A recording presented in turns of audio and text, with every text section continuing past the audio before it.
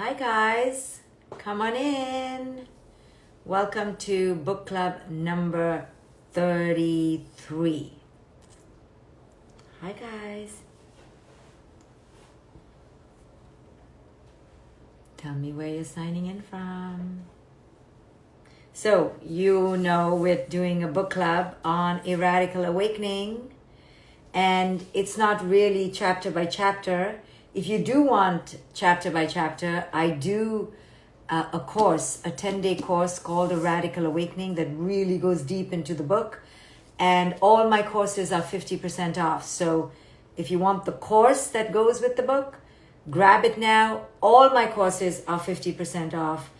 Go to my website, go to courses. I have courses on intimacy, anger, dads, kids under 6, teenagers, my signature meditation courses. My most powerful course that people have commented on is the Awakened Heart course.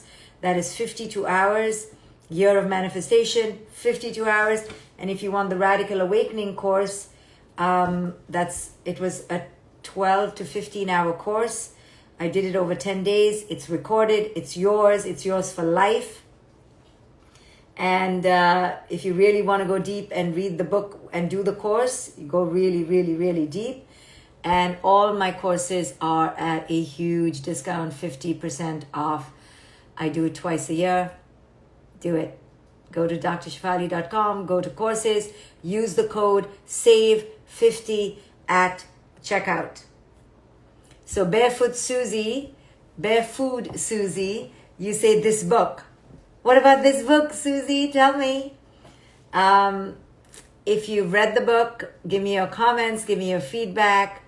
Tell me how it has impacted you, how it has helped you in any way. You know, books are not meant to be resonating with you every page. So if you got even one golden nugget from the book, oh, Rosina from Ghana, you got the book in Ghana? That's awesome. Best book ever, loving it. Yes, tell me how you felt about the book here. Leave a review on Amazon, tell your friends about it. But understand that every page can't match everybody, you know? So it's about understanding yourself.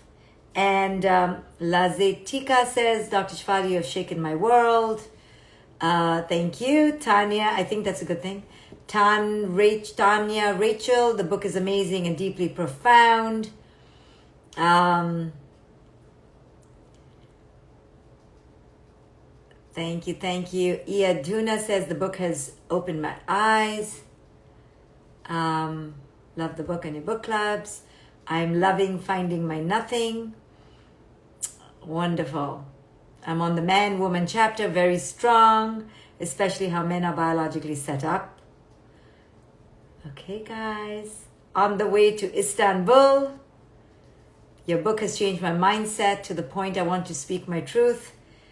Wonderful. Okay, guys. Thank you. So, yeah, the book is not going to match you every minute, every page. It is about understanding overall what's happening to your friends, to your mom, to your dad. It's not about you. You know, the whole book is not about you. It's about you understanding other people as well in your life.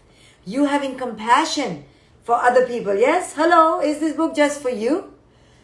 You're like, what about me? Me. No. It's not just about you. It's about other women and other women's experiences. And that's why I compile so many stories from my clients there, and I give you examples from my life, this one's life, that one's life, because I want you to also develop compassion. Somebody asked, how do you hear all this great feedback while still remaining egoless? Because first and foremost, I don't only get great feedback, I get real punchy feedback too, okay? Like, this book is dumb, it's so stupid, so boring. So don't think that I only get positive feedback, number one. Number two, it's not about me, it's about you. So if the book resonates with you, it's not about me, It's that something stirred within you that I just happened to be the instrument of the echoing chamber. I was just the echoing chamber that I provided the space, but you entered it. So I'm just the instrument to awaken you. So this book is not just about you, yes? You're like, oh, this doesn't match me. That's what my negative feedback people were like, oh, this doesn't match with my belief systems. This doesn't talk to me. And I'm so amazing and important and the singular person in this universe, so dump the book. There is no way this book is going to speak to you on every page. It is about universal themes that I have seen over time, over cultures. Many people think that this book may be something specific to Dr. Shefali. It is in small ways, but let me tell you, I wouldn't have dared write a book if it was just about me. I can write in my journal, I'm not an autobiographical, self-absorbed person. Not that autobiographies are self-absorbed, but I would never write a book just about me. It's just impossible. Like, my life is not that great or interesting. It's about universal themes that I've observed over and over again. Only then would I have the guts to write with any declarative authority, right? It's only after a lot of patterns, to the point where if a client comes to me now, I can tell you their pattern within 25, 30 minutes. So it's years of experience over decades. I first started my master's degree when I was 21 and a half. I went for my first Vipassana meditation experience when I was 21 and a half, right as soon as I came to America. So I've been doing this for a long time. So this book is not just for you, okay?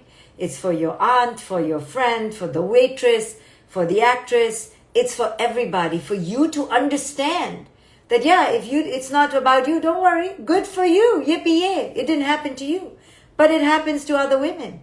If you're not feeling pressure of the beauty paradigm, great for you, but most women do.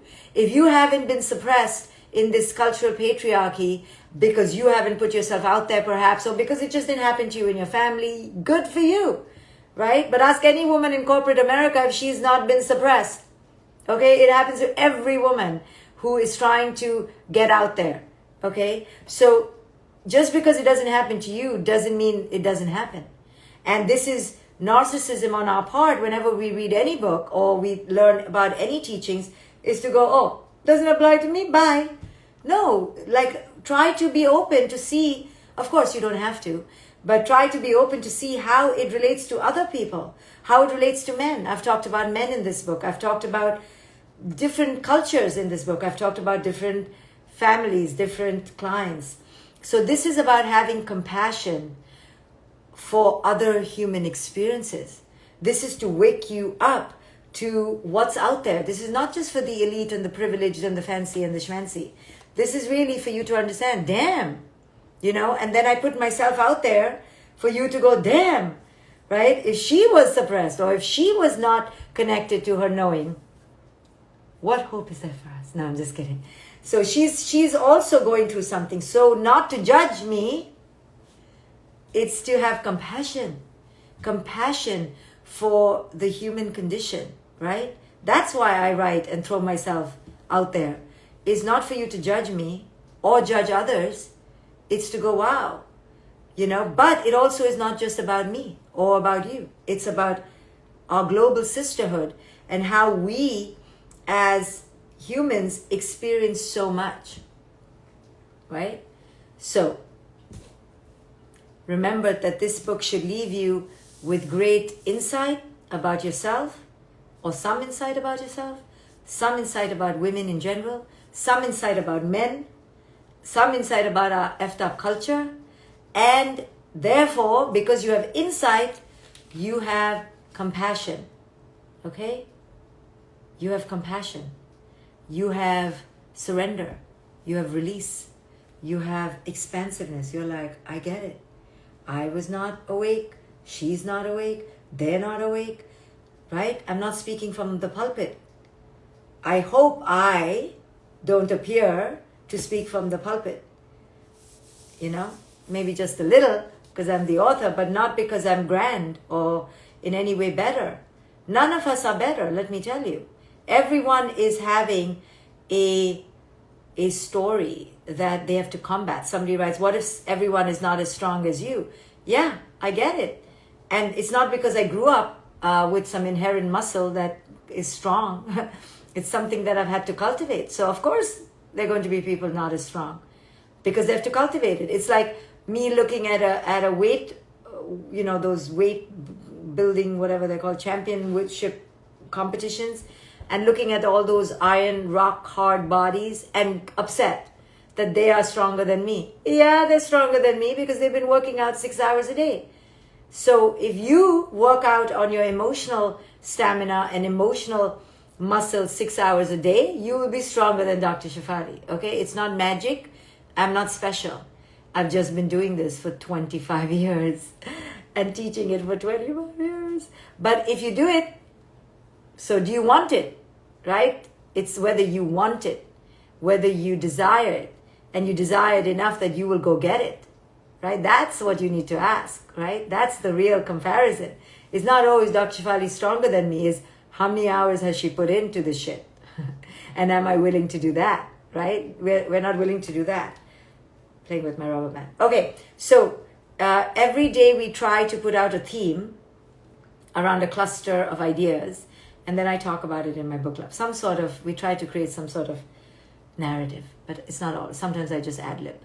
So today I posted stuff, if you look back on my Instagram, on hitting rock bottom, right? So I'm going to read that. I always look for rock bottom moments. Rock bottom moments are a rare opportunity for spiritual growth and awakening, and an opportunity for letting go of unnecessary emotional and physical baggage you might have been carrying for too long. The suffering this causes is always in the mind. When we hit rock bottom means that the ego defenses no longer work. We need to invite these moments because it is then that our old ways break down. Although this can cause a great amount of pain, it is the greatest portal for transformation. So I typically don't use the word change if I'm intentional. When I'm intentional, I don't use the word change. I use the word transformation. And why do I like the word transformation more than change? Is because A, we are always transforming. We are always changing. I got distracted by the question how my eyes are green. Okay, we're gonna have to ask my mother for that answer. We've always wondered, she doesn't tell. The reason why I use the word transformation instead of change is because, number one, we're always changing. Trillions of cells are dying within you and regenerating every single day. Change is a constant. Change occurs whether you like it or not. Change is always present in your life. So this whole idea of like, should I change? I know what people mean by it, but it's really an oxymoron because you're already changing. So to ask whether you should change is ironic, right? It's some sort of denial. So instead of the word change, I use the word transformation. And transformation, by the very word, has transform. So that means you translate, you transfer, you do something to the form. So unless the form changes, there is no transformation. Transformation is conscious. It's intentional. It's deliberate. It's an awake process. Change is happening whether you're awake or not. Change is happening without your intention, without your consent, without your option. You don't have a choice. You're always changing. The teenager that you were is not here today. The 25-year-old that you were is not here today. Change, not only change, dead, gone. So change is happening whether you like it or not. I'm talking about transformation. Transformation is a conscious, consenting process where you transfer the form. Something has to happen to the damn form. And by form, I mean your relationships, your body, your mind, your identity, your career. Whatever the form is, it's got to transfer, iterate, reiterate, change in a big formation way. It cannot just be an idea. Transformation is something has to happen to the form, transform. So, if you are willing to change, as we colloquially say, stop and ask, okay, I'm always changing, so what am I really talking about? Am I willing to really transform? And am I willing to do something to my form? Now, we don't do it because it's bloody painful. In a weird way. Even though your current situation is not ideal, you pretend it's ideal. You bullshit yourself. Because it's better than what you don't know. Right? The devil you know is better than the devil you don't. Or something like that. But it's not true. The devil you know is not better than the devil you don't know. The devil you know keeps you from meeting angels, to use that metaphor. The devil you know is killing you right now. Maybe the next devil is less. No, it's not true the devil you know is better than the devil you don't. That's just a way to keep you stuck. And as long as you are willing to compromise in a less than optimal situation, you are actually sacrificing yourself, and not only sacrificing yourself, you are betraying yourself. Yourself came here to be aligned with. Yourself came here to be known, to be understood, to be recognized and honored. By whom? By you. Yourself is right now betrayed. The only person that has betrayed yourself is you. Now, have people come into your life that are complete jerks and assholes? 125,000%. But that's just part of living. You live, they're going to be jerks and assholes. You're out in weather, a bird is going to poop on you. Or your car. Or your shoe. You live by the ocean, you're going to have high tide and a rip tide. You live on a mountain, you could have mudslides. That's just part of living. Jerks and assholes are part of life. Okay? Let us not pretend like, oh my goodness, I'm so unique that I should not meet a jerk or an asshole. No, you're going to meet jerks and assholes. But they are not here to betray you. They're here just being jerks and assholes. The biggest act of betrayal is your own self-denial, your own self-delusion, your own self-abnegation, your own knowing that you should transform and you don't. So that is the greatest act of betrayal. That is the greatest divorce. And your inner self is in utter trauma by you. Because your inner self says, go here, and you'll ignore it. Your inner self says, red flag, red flag, red flag, red flag, not good, not good, not... Your inner self knows. But because you are so conditioned to live in fear, and you're so scared of what people will say, what people will think, who will I be, how will I be alone, I need the money, I need the this, I need the that, whatever you've decided you are attached to, keeps you from, or the children, keeps you from honoring yourself. So, you don't have to leave, but you have to know that you are not leaving, and that's a betrayal of the self. So don't bemoan that somebody else is hurting you, somebody else is abusing you, because you have also enacted great violence against your own truth. And knowing that is sobering, but it is part of your radical awakening. So transformation requires a great death of the old form. It really does. And it's, you piss in your pants, terrified, okay? I get it. I've had to transform several times in my life, like big, major transformations. And it's bloody nerve-wracking. However, when you are truly true to yourself, and you know that the present situation is unpalatable, indigestible, not okay, then if you're truly living in authenticity, you say, okay, I don't know tomorrow, but I know my today is really sucky yucky. I got to transform. This is how we have to live life. We cannot be like, my situation is sucky yucky, I hate it, and I'm just going to be miserable in it. At least stay in it, but be okay. That is like level 1 transformation. Is, okay, I'm going to let go of my griping and moaning and whining. I'm just going to be okay, knowing it's not okay, but I have to be here for right now, so I'm going to be okay with that.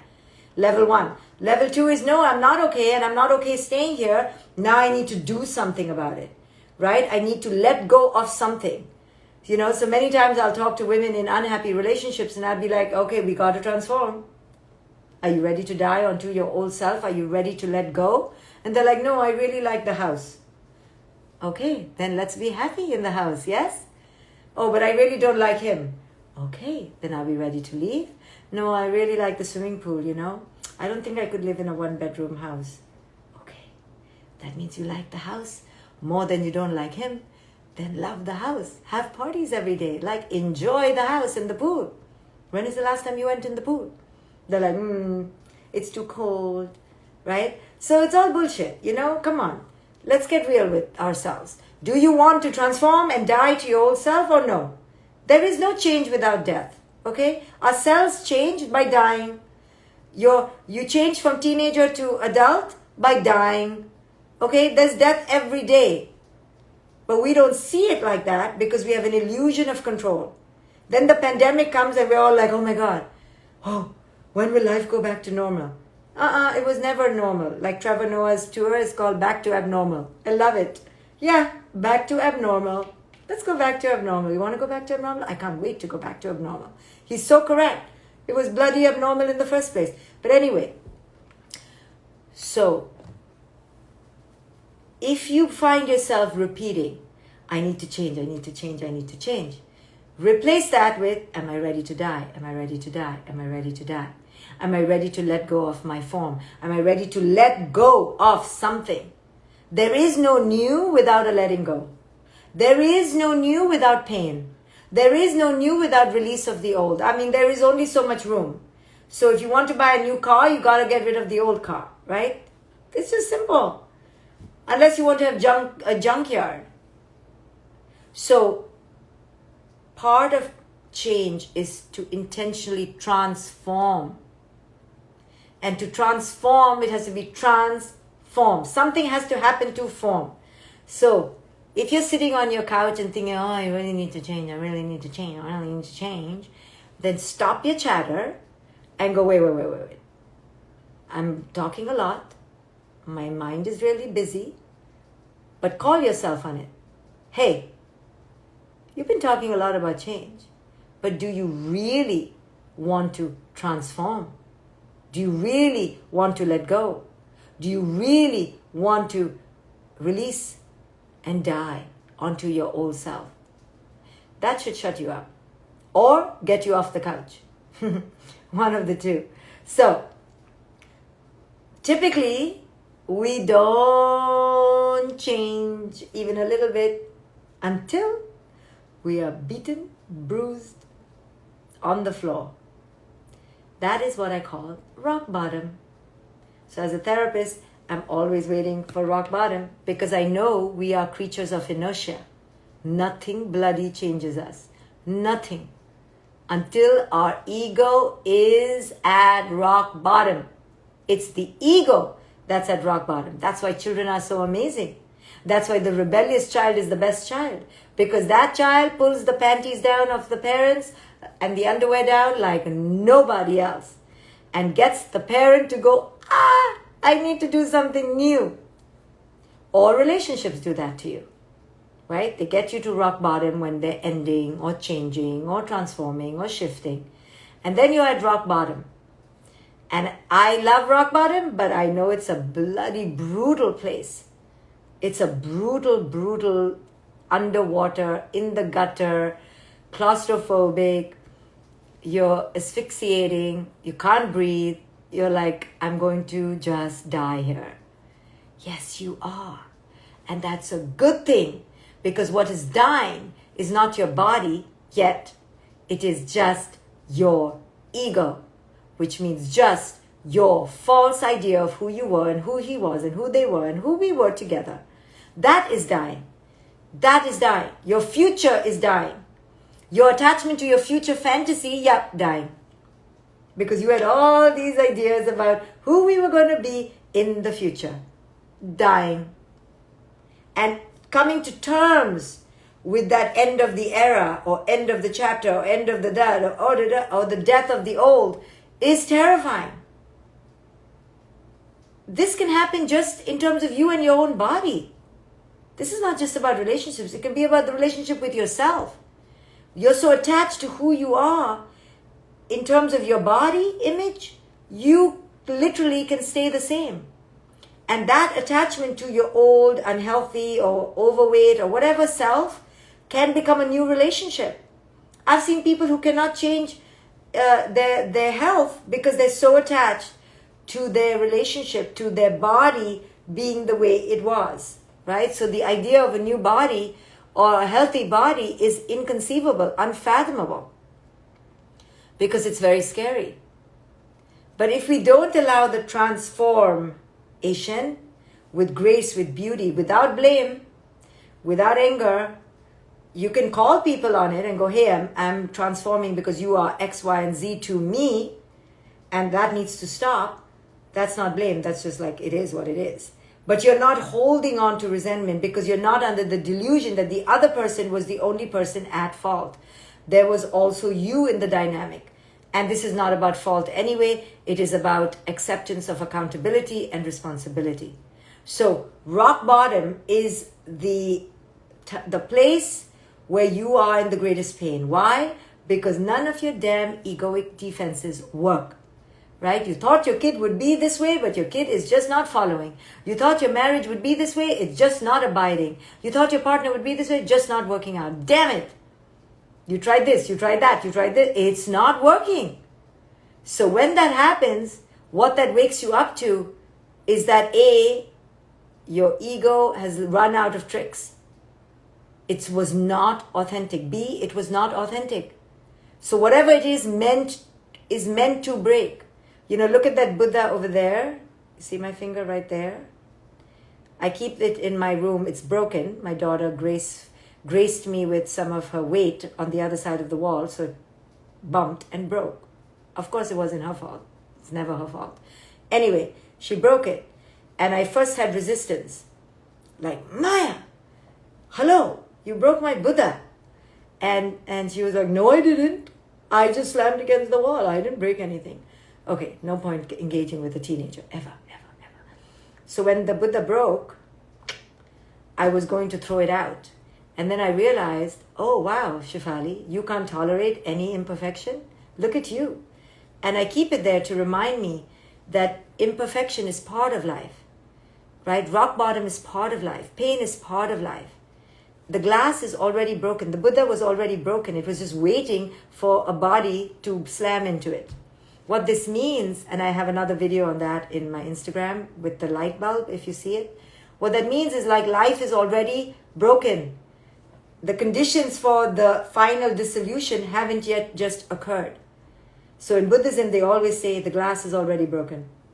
And if you understand how profound that is, you will release all your attachments to your past. You'll just be ready to enter the new.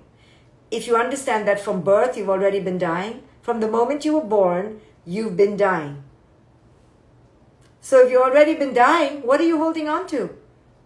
The illusion that you have not been dying. So this is how you have to move through life. So I'm going to stop right now because in the moment somebody is bothering the other people by his toxically masculine comments. And what I would encourage the women to do is ignore him. Sometimes I too fall prey and I give them attention. But I would say just ignore him. Okay? Ignore him, and then maybe I'll just take him out of the chat later. But don't let him get to you, right? He's just of another level of consciousness that wants attention. And I have fallen prey to it and given a lot of attention. You may think I'm giving attention now. But no, I'm telling you, don't give him attention. Don't. We are too much in our sovereign power to pay attention to lower levels of consciousness. So learn where you give your energy and move on, right? It is distracting. It is a bother, but this is life. It's full of jerks and assholes. So it is here. We learn to just go, nothing to do with me. As long as Dr. Shefali is okay, I'm just going to absorb the lessons and move on. He knows he's being a jerk and an asshole. He totally 1,025,000,000% knows that he's being a total jerk and an asshole. We're talking about my book, A Radical Awakening. So, hitting rock bottom is your opportunity to die onto your old self, to die onto your ego. So the question is, are you going to take it? Or are you going to bullshit yourself and go back and regress into an old pattern of stagnation, paralysis, and ambivalence? You are infinitely capable of moving on. Do you know in one lifetime you can have several lifetimes? It's really weird, but you can have several lifetimes. People die, relationships die, things die, our children grow up, and it's the beginning of a new era. And if we keep clinging to the old, we don't embrace the new, right? My daughter goes to college very soon, in like 30 days. And if I keep clinging on to, the mother I used to be and the child she used to be, I'm insane because I'm not in the present moment.